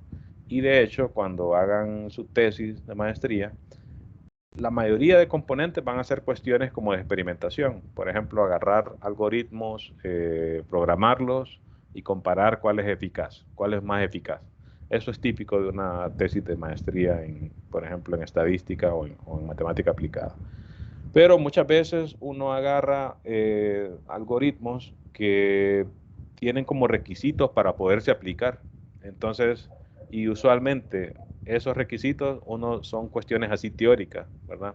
Entonces, aunque hagan una tesis de matemática aplicada, puede ser que les toque, ok, tengo que demostrar que ese algoritmo converge, le dicen a uno ahí. Y parte de ese componente es hacer cuestiones de este tipo, que son, si se fijan, son cuestiones como de lógica, ¿verdad? Si esto es tal cosa, entonces puedo concluir tal cosa, por tanto puedo concluir tal cosa, son razonamientos lógicos. La parte esa demostrativa de matemática de esto trata, ¿verdad? De estar haciendo razonamientos lógicos para poder llegar a una conclusión que uno quiere a partir de ciertas hipótesis, ¿verdad? Y a eso pues también se le llama deducción, ¿verdad? Deducir a partir de podríamos decirle, proposiciones iniciales que tenemos. Eso es toda una ciencia y de hecho hay libros sobre eso. Si ustedes quisieran por lo menos como ojear qué tanto hay ahí, pueden googlear algo como lógica matemática. Lo único que creo que ahí les va a salir todo lo más abstracto, creo. Vamos a ver por lo menos que sale en Wikipedia, que no se van tan lejos. A ver, solo, bueno, un montón de texto. Vamos a ver si hacen algunas, fíjense, hay unas cositas ya conocidas. A ver si hablan aquí sobre implicaciones y eso. No, puro texto, historia, más o menos, es lo que hablan acá. Para ser más específicos, podían buscar matemática discreta. Ese curso en algunas carreras de ingeniería se toma, ¿verdad? Matemáticas discretas. Creo que, vamos a ver la lista. Quizás José David de ingeniería electrónica. Bueno, los de mate sí, ¿verdad? Y creo que René de ingeniería informática pudo haber tomado, ¿verdad? Un curso de matemáticas discretas porque después lo utilizan ahí para hacer unos diagramas ahí de lógicos, ¿verdad? Para crear algoritmos, algo así. Ya fíjense que hay más cosas ahí, ¿verdad? La cosa, bueno, llegué a esto queriéndoles decir que esto de la lógica en matemática es toda una ciencia en sí, ¿verdad? Y realmente toma su tiempo de verdad aprender esto. Acá lo que se espera de ustedes, por lo menos, es que aprendan como a imitar, por lo menos, los argumentos que uno hace. cuesta, ¿verdad? Es una cuestión de dedicarle bastante tiempo. Ahí como que toma fuerza el mensaje que les di el viernes, ¿verdad? Que acá, pues esto va a requerir bastante tiempo para comprender varias cosas, ¿verdad? Imagínense que, vaya, por decirles algo, prueba 1, ya les dije que vamos a hacer pruebas cada semana, ¿verdad? Prueba 1, ejercicio 1, demuestre tal cosa, ¿verdad? Y es algo similar a esto, ¿no? O sea que de alguna manera hay que aprender a imitar ese tipo de cosas. Y ustedes dicen, ¿cómo? Bueno, de hecho aquí pues hay algunos ejercicios que lo que le preguntan a uno es ese tipo de cosas, ¿verdad? Fíjense, determine si cada conjunto, solo que estos son más específicos. La diferencia entre estos problemas es que aquí ya me dicen, el espacio vectorial es tal, el subespacio, o el que voy a ver si es subespacio, es tal conjunto. La diferencia con lo que estaba haciendo aquí es que aquí H1, H2 pueden ser cualquier subespacio. Y lo que estamos diciendo es que esto siempre va a funcionar, ¿verdad? Entonces esto es mucho más general, ¿verdad? Y eso es lo que cuesta un poco más aprender a hacer, comprobar así proposiciones generales, ¿verdad? Estos casos particulares, la ventaja es que uno incluso, por ejemplo, ok, estoy en R2, incluso me puedo poner a hacer un dibujito, ¿verdad? Voy a ver qué pasa en R2, voy a ver, ya tener dibujos, pues le ayuda mucho a uno, ¿verdad? Bueno, a veces sí, a veces no. Y entonces uno se puede valer de esas herramientas. Aquí hay matrices, conjuntos de matrices, ya ahí pues ya un dibujo quizás no me ayude en nada. Hay polinomios, fíjense. Noten que aquí aparecen, y por eso me tomé mi tiempito ahí atrás. Noten que aquí aparecen precisamente esos espacios vectoriales que les dije que son como famosos, ¿verdad? Polinomios de grado menor o igual que n, matrices de m por n, funciones continuas en un intervalo. Hay otro tipo de funciones ahí. De repente ya vamos a ver qué significa. Entonces, déjenme hacer un par de ejemplos aquí, lo que me dé el tiempo hasta las 8. Y si no, pues ahí continuamos mañana hablando de esto mismo.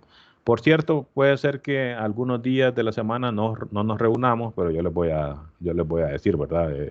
Si yo no les digo nada, entonces se asume que nos reunimos mañana, ¿verdad? Si yo les digo mañana nos vamos a reunir, nos vemos el miércoles, pues entonces eso, ¿verdad? Nos vemos el miércoles.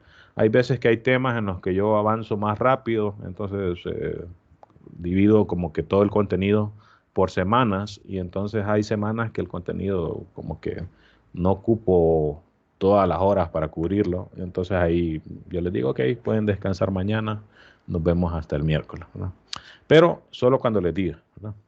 Ok, veamos este ejercicio 6. Fíjense las instrucciones. Determine si el conjunto dado H del espacio vectorial dado, B, en este caso R2, es un subespacio de B, ¿verdad?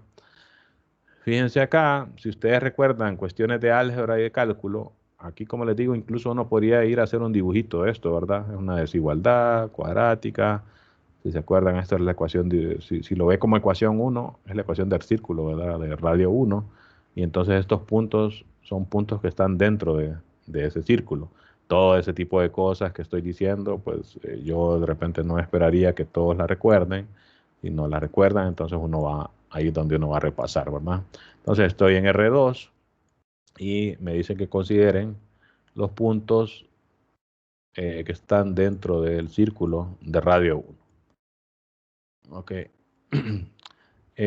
¿Cómo podría uno verificar rápido que es cierto eso que estoy diciendo ahí? Bueno, una forma, fíjense, es agarrar esta desigualdad, pero verla como una ecuación. X cuadrado más y al cuadrado igual a 1.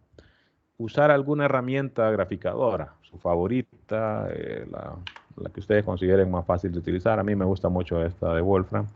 Entonces le voy a decir, grafíqueme X al cuadrado. Yo creo que incluso uno le puede poner la desigualdad aquí. Se me fue un enter ahí. X al cuadrado más y al cuadrado igual a 1. Lo único que no sé si Wolfram acepta látex para decirle menor o igual. Voy a probar a ver. Esto después sí lo acepta, fíjense. Esto ahí en el curso de herramientas computacionales probablemente les digan que en látex así se escribe menor o igual, porque si ustedes buscan en teclado, pues no aparece. Si aparece el menor, aparece el igual. Lo único es que yo lo tengo en español, entonces no sé dónde está el menor ahí. Bueno, entonces ahí le grafica que es el círculo de radio 1 y está considerando los puntos dentro de ese círculo.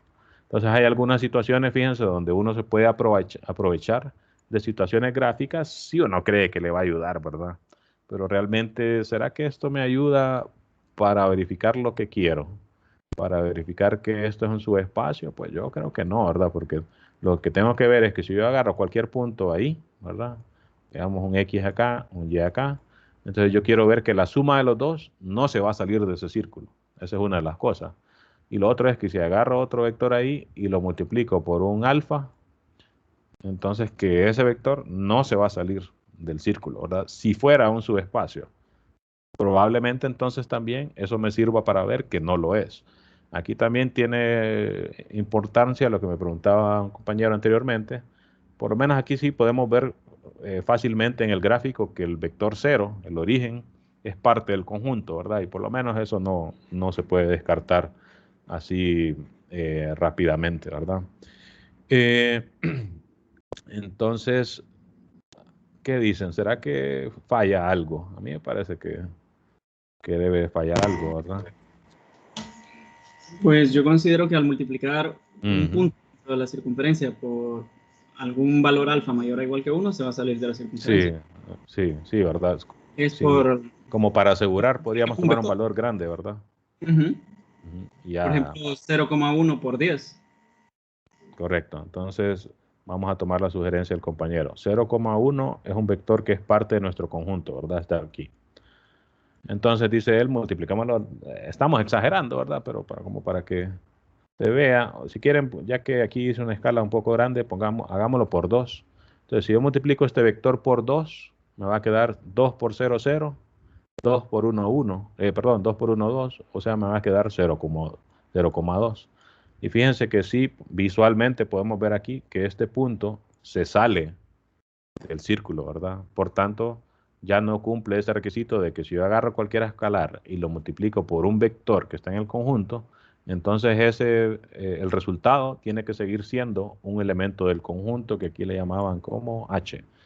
Este es H en este caso. Entonces, vemos que aquí esto no siempre ocurre, ¿verdad? Y entonces, ¿cómo lo escribiría uno? Como para escribir como elegantemente, uno puede decir considere alfa, ¿verdad? Igual a 2 y x igual al vector 0,1, ¿verdad? Entonces, alfa por x, ¿verdad? Es igual a 2 por 0, 0. Ya lo voy a poner el resultado, 2 por 1, 1, y vemos que esto no es parte del el conjunto. ¿Cómo podría ver esto si no lo quiero? Porque hay veces que a uno en matemáticas también no le aceptan pruebas solo visuales. Entonces tomo la definición del conjunto, que era que los x, y tales que, aquí la punto y coma la usan como tal que, de hecho eso también lo considero como un error. Normalmente se utiliza dos puntos o pleca, ¿verdad?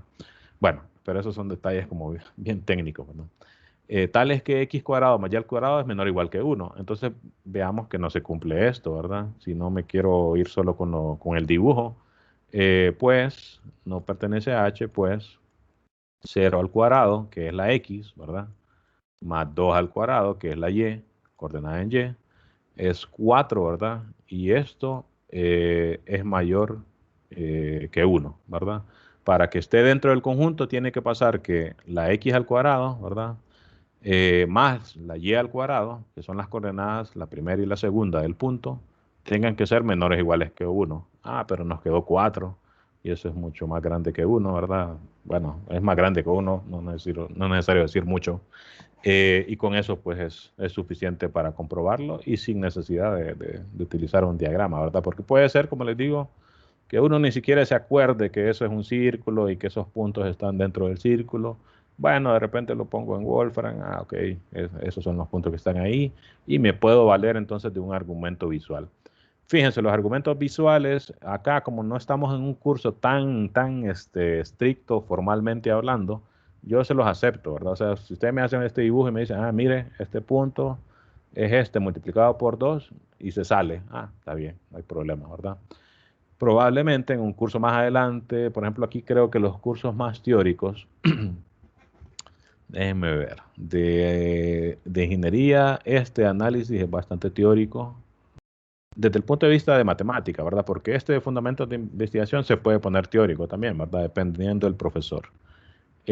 Análisis matemático, introducción a las ecuaciones diferenciales parciales, creo que esos son los más teóricos de acá. Entonces puede ser que ahí les pida a un profesor, ¿verdad? Demuestre tal cosa. Y entonces ahí depende de las reglas del profesor. Un profesor puede decirle, no, yo no le acepto argumentos gráficos. Entonces ahí ni modo, hay que adaptarse. Hay profesores que son bien estrictos en eso. Yo acá no lo voy a hacer porque el curso no está orientado tanto en eso, ¿verdad? Si a mí me dijeran de un curso de álgebra lineal full abstracto, pues bueno, ahí sí se pone uno, podríamos decirle, los moños, ¿verdad? Pero acá no ocupamos tanto eso, ¿verdad? Y de hecho, esto a veces se puede ver como incluso como creativo, ¿verdad? Entonces, más bien creo yo que hay veces que hay que motivarlos. Hay veces que, esto digamos que no era nada raro, ¿verdad? Pero hay Es una veces que hay construcción. estudiantes que sí salen con cosas bien fascinantes, ¿verdad? Entonces, para mí más bien hay que impulsarlo, ¿verdad? Pero no siempre se acepta, eso depende mucho del profesor.